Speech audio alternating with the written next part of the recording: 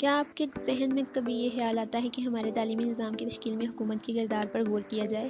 تعلیم کی ترقی کے لیے مختص کیے گئے فنڈز کو حکومت کیسے استعمال کرتی ہے؟ ہم اکثر اسکولوں اور اعلیٰ تعلیمی نظام کی ترقی کے بارے میں اکثر کیوں سنتے ہیں؟ یہ صرف چند سوالات ہیں جو پوری دنیا میں تعلیم کی حالت پر گہرا غور و فکر کرتے ہیں۔ ہمارے ساتھ سفر کریں جب ہم مختلف ممالک میں تعلیمی نظام کے پیچیدہ جال کو کھول رہے ہیں اور ان نظاموں کی تشکیل میں حکومتوں کا اہم کردار ہے۔ مثال کے طور پر فن لینڈ کے تعلیمی نظام کو دنیا کے بہترین نظاموں میں سے ایک کے طور پر تسلیم کیا جاتا ہے۔ فن لینڈ کی حکومت کسی کی سماجی اور اقتصادی پس منظر سے قطع نظر سب کے لیے یکساں موقع پر توجہ مرکوز کرتے ہوئے تعلیم میں بہت زیادہ سرمایہ کاری کرتی ہے۔ یہ اساتذہ انتہائی قابل احترام اچھی تنخواہ والے پیشہ ور ہیں اور نصاب تخلیقی صلاحیتوں، تنقیدی سوچ اور مسئلہ حل کرنے کی مہارتوں پر زور دیتا ہے۔ تعلیم کے لیے اس جامع انداز فکر کا نتیجہ ایک ایسے نظام کی صورت میں نکلتا ہے جو نہ صرف علمی فضیلت کو پروان چڑھاتا ہے بلکہ اچھے افراد کو بھی پروان چڑھاتا ہے۔ اس کا موازنہ ریاستہائے متحدہ کے تعلیمی نظام سے کریں جہاں مختلف ریاستوں اور اضلاع میں طلباء کے ذریعے تعلیم کے معیار میں نمایاں تفاوت ہے۔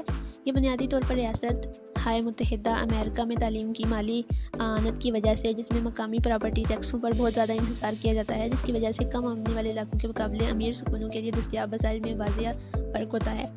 سب سے زیادہ خوشحال ممالک میں سے ایک ہونے کے باوجود امریکہ تعلیمی مساوات کے ساتھ جدوجہد کر رہا ہے، ایک ایسا چیلنج جس سے حکومت مسلسل نمٹ رہی ہے۔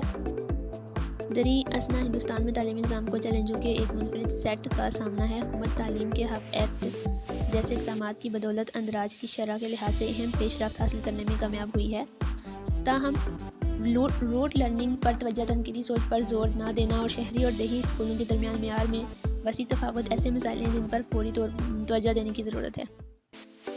تو یہ موازنہ ہمیں تعلیم میں حکومت کے کردار کے بارے میں کیا بتاتا ہے؟ یہ اس سے پناہ ذمہ داری کی نشاندہی کرتا ہے جو حکومتوں کے کندھوں پر اپنی قوموں کے مستقبل کی تشکیل میں ہوتی ہے۔ یہ ایک نازک توازن عمل ہے جس کے لیے وسائل کی اسٹریٹجیز، تقسیم، مؤثر پالیسیوں کے نفاذ اور مسلسل نگرانی اور تشخیص کی ضرورت ہوتی ہے۔ خلاصہ یہ کہ تعلیم میں حکومت کا کردار کثیر الجہتی ہے۔ اس میں تعلیم کی فنڈنگ، قومی تعلیمی معیارات کو ترتیب دینا اور معیاری تعلیم تک مساوی رسائی کو یقینی بنانا شامل ہے۔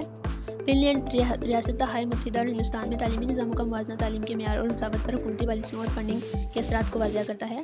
یہ اس بات پر بھی روشن ڈالتا ہے کہ کوئی ایک سائز کے فٹ ہونے والا حل نہیں ہے۔